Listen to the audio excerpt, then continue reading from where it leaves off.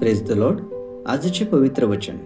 तुमचा प्रकाश लोकांसमोर असा पडू द्या की त्यांनी तुमची सत्कर्मे पाहून तुमच्या स्वर्गातील पित्याचा गौरव करावा.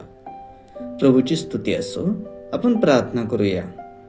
हे माझ्या पवित्र दयाळू परमेश्वर पित्या, तुला मान सन्मान व गौरव आत्ता आणि सदा सर्वदा असो. खरोखर प्रभूजी, माझ्या आचरणातून तुझी शांतीची, क्षमेची, सेवेची, त्यागाची, प्रीतीची आणि दयेची शिकवण या जगासमोर प्रकट करणे हे एक ख्रिस्ती लेकरू म्हणून माझे कर्तव्य आहे.